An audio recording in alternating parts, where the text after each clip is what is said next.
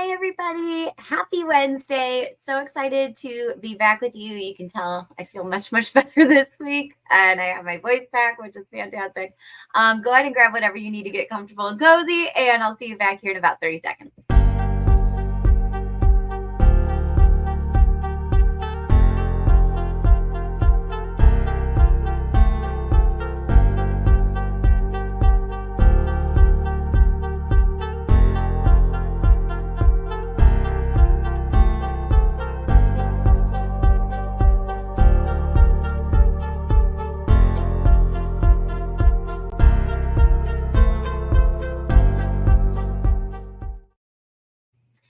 All right. Hi, everybody.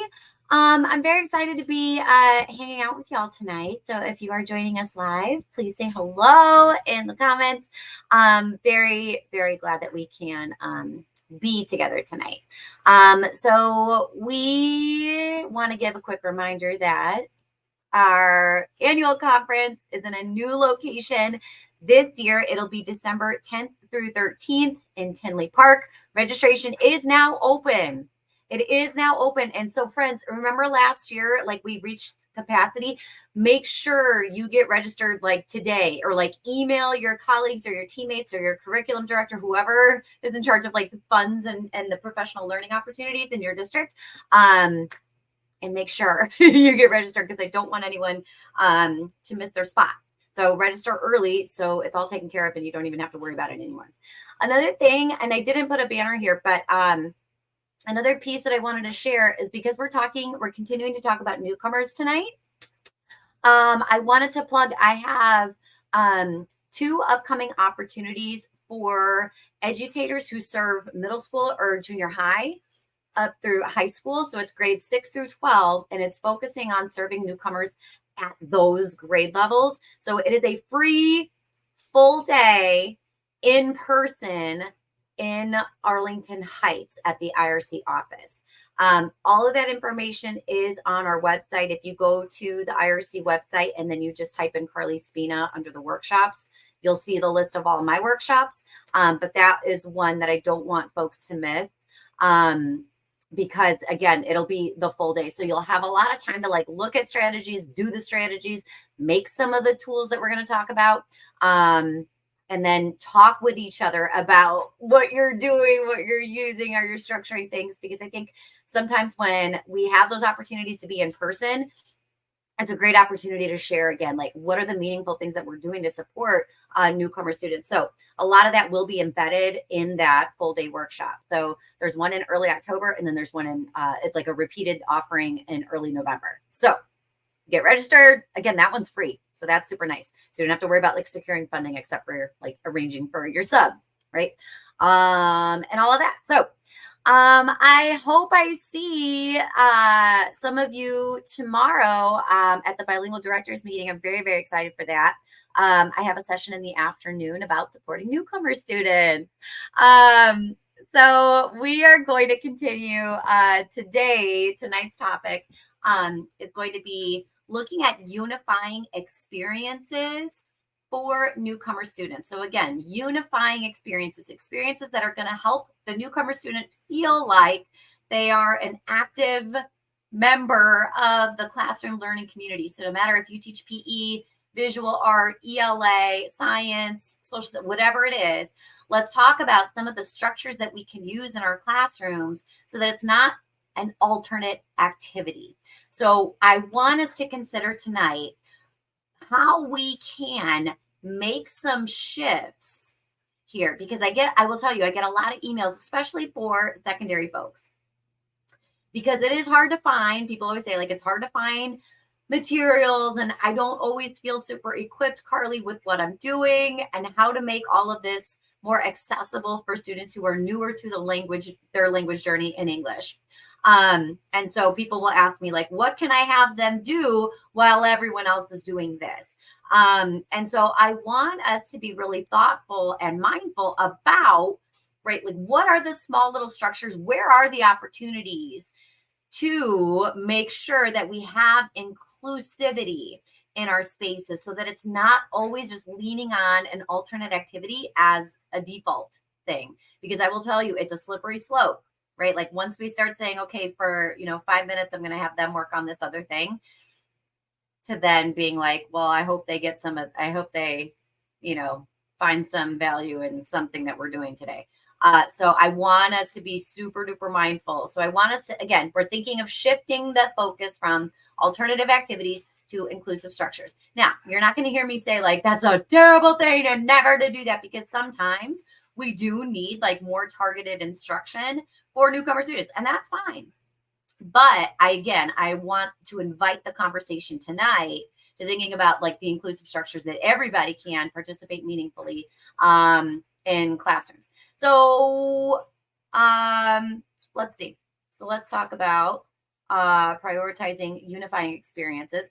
So number one, I want us to consider like our warm-up structures, like how we begin our class periods. So if you are an elementary teacher, if you are an 11th grade biology, whatever, like science of some sort teacher, how do you structure like the first few minutes of your lesson? I know, and it's probably different every day, right? Just depending on what you're doing. But think about that warm up, because I do know a lot of teachers across all grade levels who do something a little bit more like interactive on Fridays as part of like a Friday fun day type of situation. And so you kind of switch it up a little bit and you make it a little bit more light. And it's not always tied to whatever the content is that we're learning, right? Sometimes it's like just like a fun activity, right? So sometimes it's like talking about a pop culture moment, or I don't know, I can't even think of what else. But we can think about, right, across the span of the week, what are students doing when they first enter the classroom? So that could be an opportunity for an inclusive structure, so that everybody can participate meaningfully.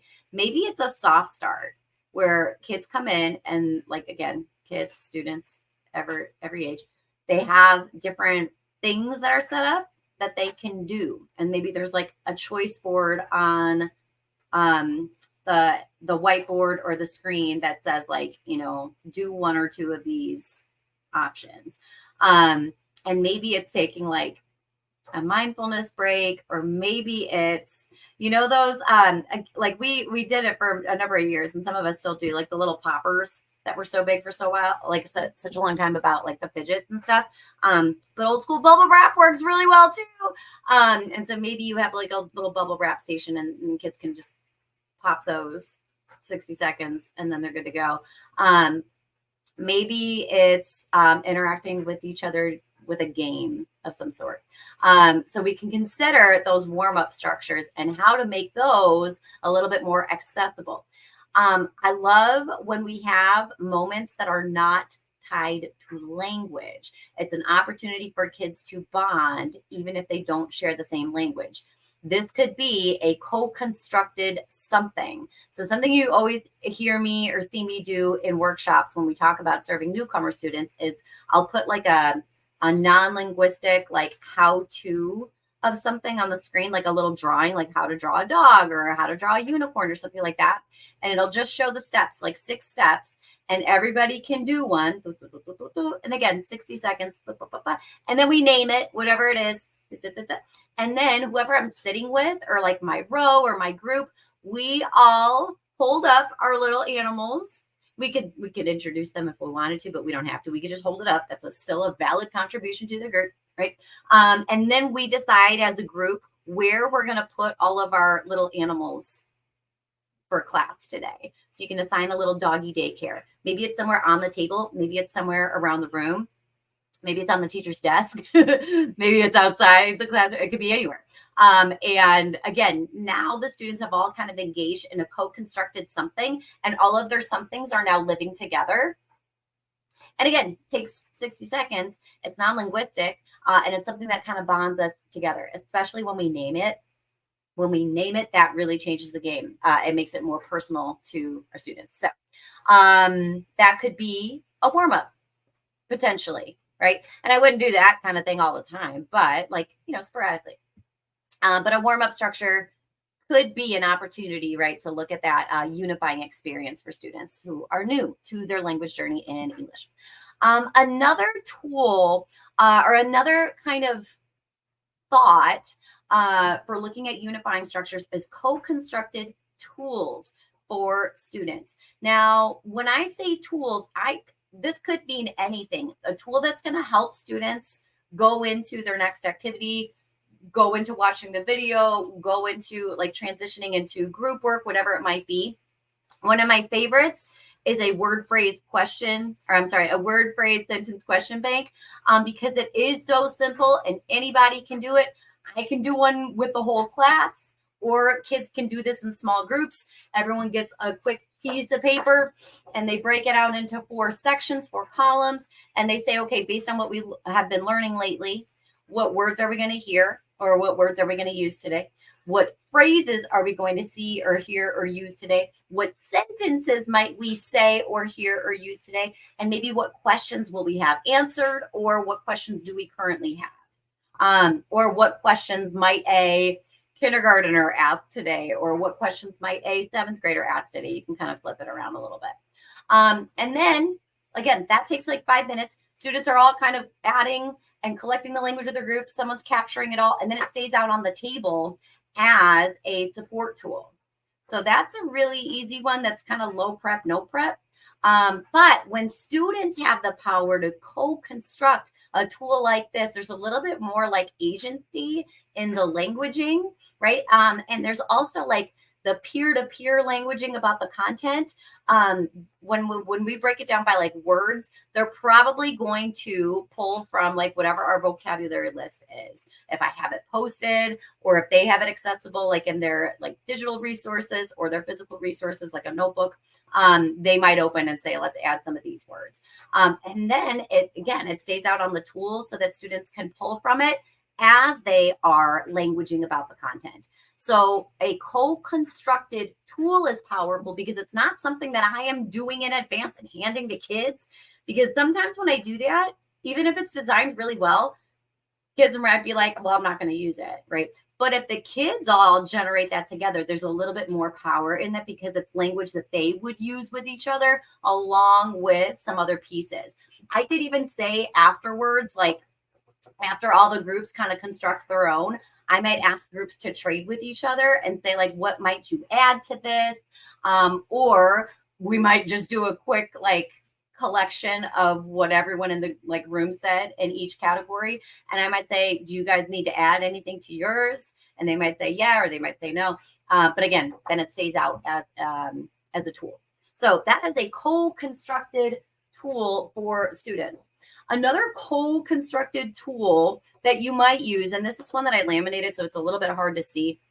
But what I like to do is I will have a list of all of the English words, right, that we're working on that are content-specific vocabulary words. If I teach in a dual or a bilingual program, I might identify the other target language so that I have that side by side. This is a great moment, again, when we're looking for like, you know, those meta-linguistic moments, the cross-linguistic moments where we're looking at cognates and we're looking at like how the word is designed and constructed in either language. We're making connections between like, you know, phonetic patterns and things like that.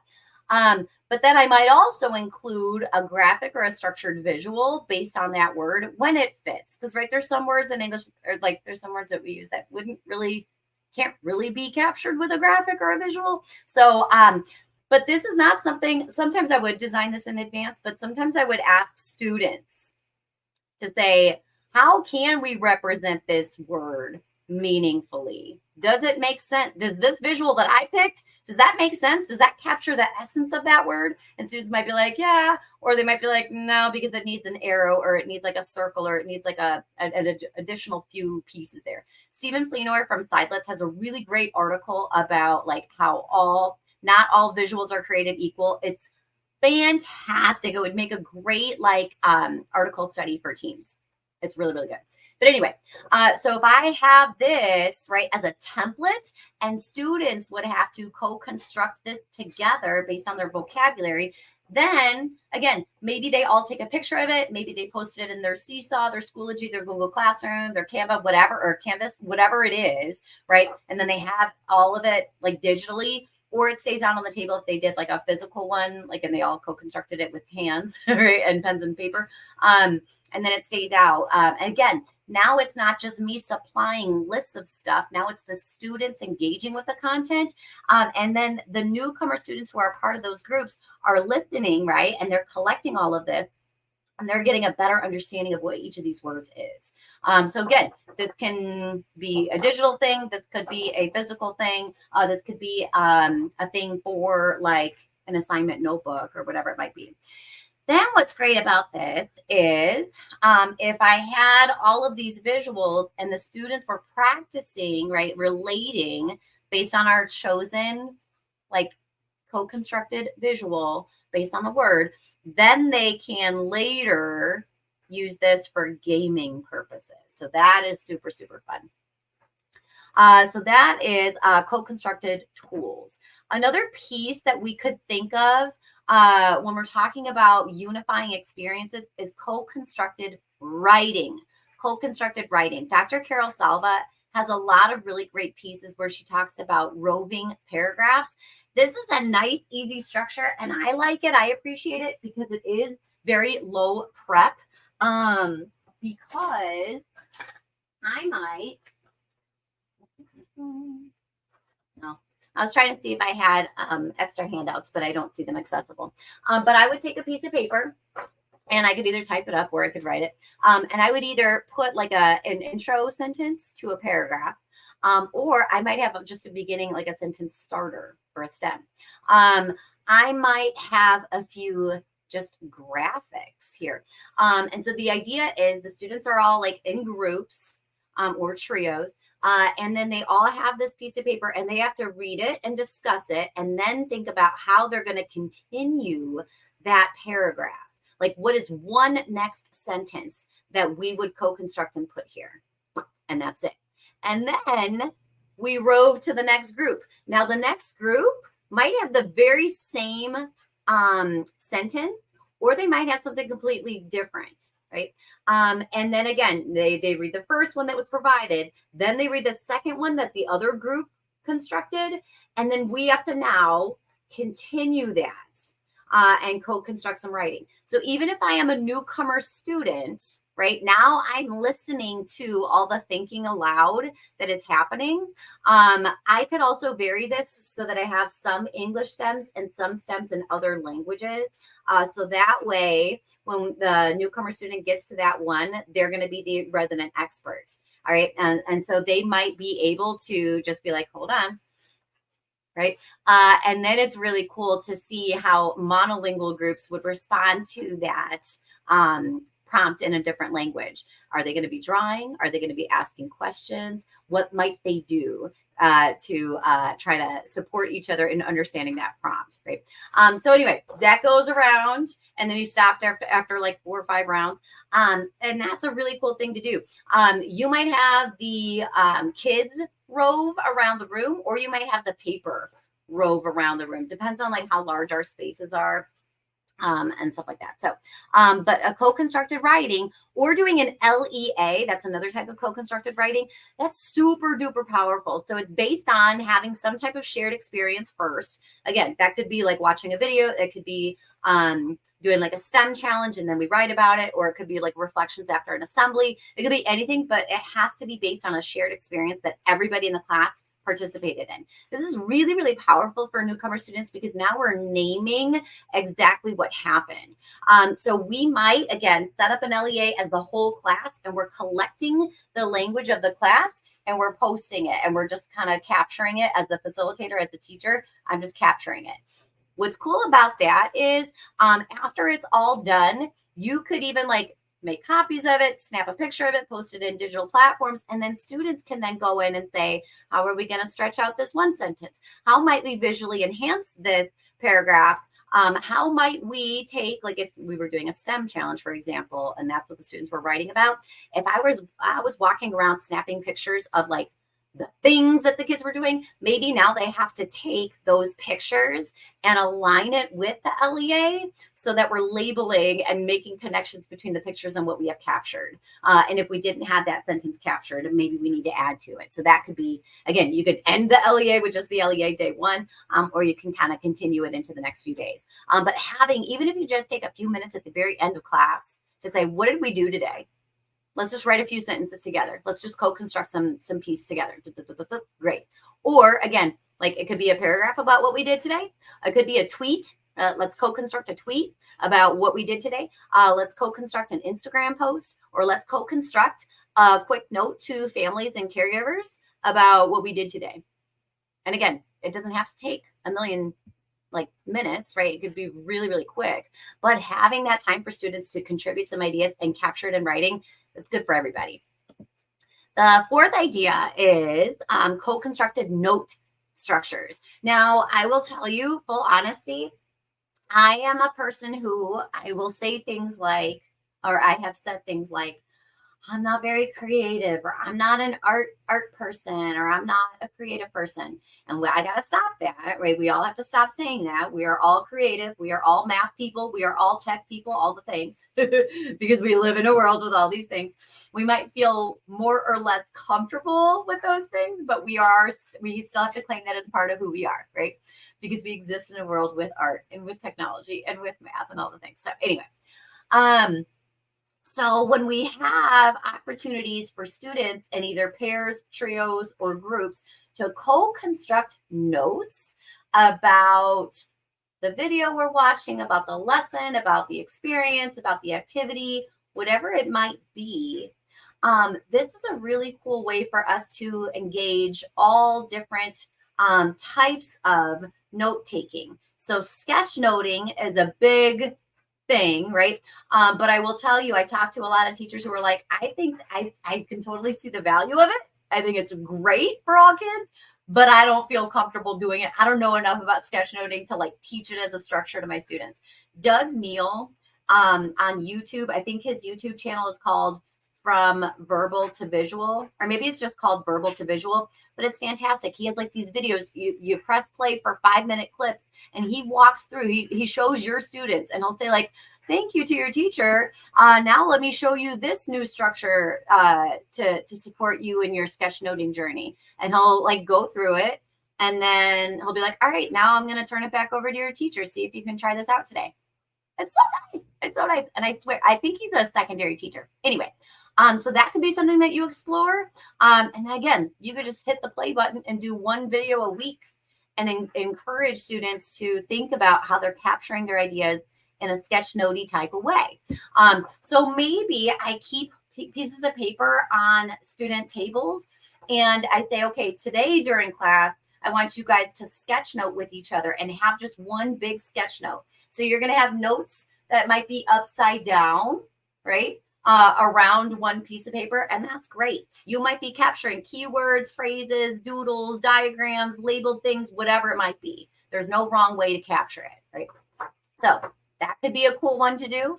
I also love the idea of just foldables. Foldables are great because they're kind of low prep and yeah, low prep, I would say, not no prep, but you give each table group a certain number of pieces of paper. So I just do 3 pieces of paper. And because of who I am as a person, I like different colors. And I think that helps my brain a little bit, but you just take 3 different pieces of paper and you stretch them out a little bit so you can kind of see them a little. And then you just fold them all together. And then it becomes a little foldable, right? And so then you might put up on the screen, here's 10 different ways you might capture your notes. And maybe some of them are questions, some of them are sentence stems, some of them are idea catchers, some of them are questions we have, whatever it might be. So we put a list of those things on the screen, and then we ask students to set up theirs so that they can pick 6 of them. And I tell my students that the first one, if I were to flip it open, I would have the least amount of room. So maybe I make that one just one hashtag word for today's lesson. And that's the one that they do last because it doesn't really require a lot of space. And then the one that would be the require the most amount of space, I would probably put that one towards the back because I will need more space, right? So a group foldable is super nice. And then you might have students set up some norms for how they're going to capture it and how they're going to pass it. But I love, love, love a group foldable. I think it's really fun and different as a way to co-construct some notes. So again, you could do sketch notes, you could do a foldable. You could also just put a graphic organizer in the center of the table, walk through it first with students, and then say, I want you to capture a few of these things. Right? Easy peasy. But then everybody has an entrance point and we're co-constructing those notes together. And then it's really cool too, if you have a few minutes at the end of class to say, now let's go ahead and take a look at how we co-constructed these notes. What are some elements that your group included? So that way it's not saying like, tell us everything you captured. It's like maybe saying like, pick one piece of your foldable. Like what is something that you think should be in everybody's notes? And then again, it's teaching kids good note-taking skills. But it's also affirming for kids to hear like, oh yeah, we captured that too. Great. We're on the right track. So, and then it also serves as like a listening guide, right? So then students can have this as a structure to use later on in the week at an upcoming lesson, stuff like that. And then the final thing I wanted to talk about when we're talking about unifying experiences in the classroom is inclusive games. So you have heard me talk about Spot It a million times. I love it. I think it's fantastic because it's quick. It's small and it's non-linguistic. So there's like a bunch of different ways to play Spot It. And you open up the tin and it comes in little things, like little cards like that are circles. All of the Spot Its come with like a directions card. So you should see all the different ways to play. The way my family plays is we just hold up two cards. We put them in the center of the table. Everybody can see. We're all looking. We're trying to find the match, the matching icon. When we find it, we can either point to it or we can say the word out loud if we know the word. I will tell you as an English languager, I've languaged in English my whole life. And there's still some of these moments where, you know, like when you're trying to spit it out so fast, you're like, the word doesn't come to you. So you just point to it. So that's really cool. Because then again, now as a newcomer student, I'm learning some random new words that I probably wouldn't have had it probably wouldn't have come up in conversation, like baby bottle or carrot or ghost. It probably wouldn't have come up. But this is great as a structure because it's super duper small. I have talked to teachers after doing this, and then they go and buy like on Amazon, like those super duper strong magnets, and they stick them on the back, and then they stick them onto their magnetic board. And then I'll also tell you, you can see me, I have like all of my little tools hanging up there. You can make your own Spot It using a Spot It generator, and it's linked on my blog. But it is so fantastic. So remember earlier when we were talking about doing like co-constructing a tool for vocabulary like this, where I have students engage in the selection of the graphic that represents the vocabulary word. Then if I have all of those vocabulary words, I can make like a content specific game of Spot It. And then I like use that generator. I plug in all the graphics. I print them all. I laminate them, and then they're good to go. And then at the Dollar Tree, they have like a 2-pack of these little guys. Like they're for like not Post-its, paper clips. And you put your paper clips in there, and then you're good to go. And then you stick it somewhere. But they come in 2 different sizes at my Dollar Tree. They have like the little ones, and then they have the big ones. So I get the big ones. But they're the perfect size. And then I just stick it right there, and it's good to go. So I love that as a structure because it's small. It serves as like a brain break, but it's non-linguistic. Everybody can participate meaningfully. So I love it. I love it. Or you could just, get the regular Spot Its. But I think it's more fun when kids have like the created ones. And they come in a lot of different versions too. But so we spent a lot of time tonight talking about 5 different ideas for prioritizing those unifying experiences for newcomer students during class time, right? So if you have an additional idea to share on unifying experiences in instruction, please share in the comments so that we can continue to learn and grow and share ideas with each other. And then again, don't forget to get registered for the Multilingual Illinois Conference. And I hope I can see some of you at the free full day in-person newcomer sessions for grades 6 through 12. I want to say it's like October 4th and November 7th. That's my hunch. I think that those are the dates, but I don't have my calendar in front of me. But thank you all so much for hanging out with me. If you are joining live, say goodnight to everybody. If you are catching the replay, maybe tag somebody in the comments that you want to watch this with and talk through some of these thoughts and ideas with, so that your teammates and your colleagues can also consider that shift from alternative activities to more inclusive structures for supporting newcomer students. Thank you so much, everybody. I will see you guys soon.